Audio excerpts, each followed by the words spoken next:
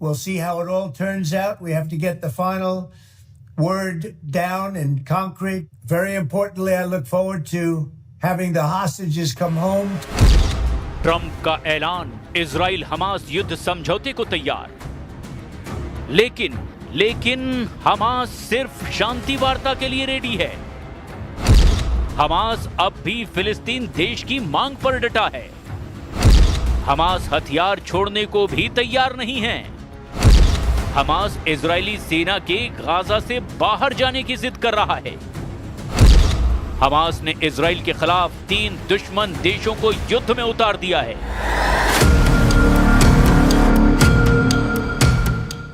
Trump ने बहुत बड़ा दावा किया है। ट्रंप बहुत खुश हैं। ट्रंप ने हमास के होश ठिकाने लगाने का ऐलान किया है। इससे इजराइल हमास युद्ध समझौता मुमकिन है जल्द फाइनल हो जाए। मुमकिन है कि गाजा में बारूदी तहलका थम जाए, मगर इजराइल युद्ध से दूर नहीं रह पाएगा। इजराइल के 3 दुश्मन देशों ने घेरना शुरू कर दिया है। बड़ी लड़ाई की तैयारी है। अब लड़ाका ग्रुप नहीं, सीधे सेनाओं की टक्कर हो सकती है। मतलब गाजा से भी विनाशकारी जंग शुरू होने वाली है। पहले तो हमास ही युद्ध का खात्मा करेगा, ये भी अब तक पक्का नहीं है। हमास ने ट्रंप को खुश करने के लिए शांति संदेश भेज दिया है, लेकिन इतनी शर्तें उसके साथ बताई है जिस पर नेतन्याहू को राजी कर पाना आसान नहीं है। हालांकि ट्रंप हमास के मैसेज मिलने के बाद अपनी पीठ खुद थपथपा रहे हैं। 8 मुस्लिम देशों को बार-बार धन्यवाद दे रहे हैं। And thank you all to those great countries that helped. We were given a tremendous amount of help. Everybody was unified in wanting this war to end and seeing peace in the Middle East. And we're very close to achieving that. Thank you all, and everybody will be treated fairly. Hamas से मिले message से गदगद Trump ने Israel को फौरन बमबारी बंद करने के निर्देश दिए, मगर इजराइल ने डिफेंसिव ऑपरेशन के नाम पर गाजा में कोहराम जारी रखा हुआ है। अल जजीरा की रिपोर्ट में दावा किया गया कि इजराइल ने ट्रंप के बयान के बाद भयानक हमला करके 24 घंटे से भी कम वक्त में 24 से ज्यादा लोगों को मौत के घाट उतार दिया। इसके साथ ही इजराइल ने गाजा में ट्रंप के पीस प्लान के पहले चरण को लागू करने की घोषणा भी कर दी है। लेकिन हमास लीडरशिप की तरफ से जो आधिकारिक बयान आ रहे हैं वो बहुत खतरनाक संदेश दे रहे हैं। शांति समझौते में सबसे बड़ा पेंच हमास के हथियार छोड़ने पर फंसा है। हमास लीडरशिप इसके लिए तैयार ही नहीं है। हमास के सीनियर लीडर मूसा अबू मरजूक की ये बातें ट्रंप के होश उड़ा सकती हैं। We will never accept anyone not Palestinian to control the Palestinian. But this is not belong to Hamas only. This belong all of the Palestinian and the Palestinian Authority and the PLO. They should say what their response about this. And we can't bring someone like Tony Blair to be governor in Gaza. Hamas leader ने Trump को 2 जरूरी शर्तें गिनाई है, जिन शर्तों पर Hamas झुकने को तैयार नहीं। उससे नेतन्याहू की टेंशन बढ़ गई है। हमास ने अलग फिलिस्तीन देश की मांग फिर से दोहराई है। साथ ही ये भी धमकी दी है कि फिलिस्तीन पर किसी भी बाहरी का नियंत्रण हमास बर्दाश्त नहीं करेगा।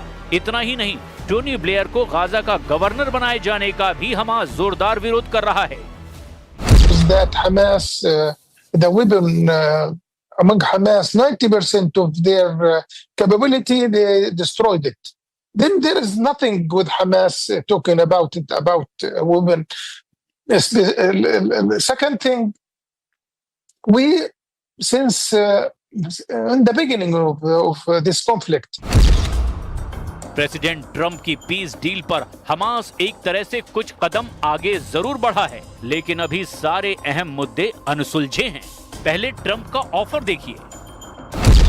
ट्रंप की पीस डील के तहत हमास को 3 दिनों में सभी 48 बंधकों, जिनमें लगभग 20 जिंदा माने जा रहे हैं, इन सभी को रिहा करना है। इसके बदले में इजराइल हमला रोकेगा, साथ ही कब्जा की गई जमीन से हटना होगा और सैकड़ों फिलिस्तीनी कैदियों को आजाद करना है। इसके बाद गाजा का कंट्रोल अंतरराष्ट्रीय संगठन करेगा, जिसकी निगरानी खुद ट्रंप और ब्रिटेन के पूर्व प्रधानमंत्री टोनी ब्लेयर करेंगे। ट्रंप के इस ऑफर पर हमास के सहयोगी फिलिस्तीनी इस्लामिक जिहाद ने सहमति जता दी है, लेकिन हमास ने साफ किया कि वो इजरायली सेना की पूरी और अंतिम वापसी की मांग करता है, जबकि ट्रंप ने इजराइल की वापसी को चरणबद्ध प्रक्रिया बता रखा है। इसीलिए हमास भी हथियार छोड़ने को तैयार नहीं है, यानी स्थायी शांति की गारंटी देने वाला अब भी कोई नहीं है। खासकर इजराइल के दुश्मनों ने जिस तरह आक्रामक रुख दिखाना शुरू कर दिया, वो अब नए युद्ध का सिग्नल दे रहे हैं। मिस्र ने इजराइल के खिलाफ नया फ्रंट खोल दिया है। मिस्र ने सिनाई प्रायद्वीप पर सेना को बड़े पैमाने पर तैनात कर दिया है। इजराइल ने इसे कैंप डेविड समझौते का उल्लंघन कहा। सिनाई आइलैंड के जोन बी और सी में सैन्य बढ़त पहले कभी इतनी भारी नहीं देखी गई। हालांकि मिस्र ने सैनिकों की तैनाती को आतंकवाद, तस्करी और गाजा पलायन को रोकने के लिए जरूरी बताते हुए किया है, लेकिन इजराइल को सिनाई में मिस्र के विध्वंसक हथियारों की तैनाती ने अलर्ट कर दिया है। मिस्र ने सिनाई में टैंकों, फाइटर जेट और हाईटेक एयर डिफेंस सिस्टम तैनात किए हैं। साथ ही अंडरग्राउंड स्ट्रक्चर और संभावित मिसाइल डिपो की तैनाती भी की गई है। इससे इजरायली खुफिया एजेंसियां भी अब हरकत में आ गई है।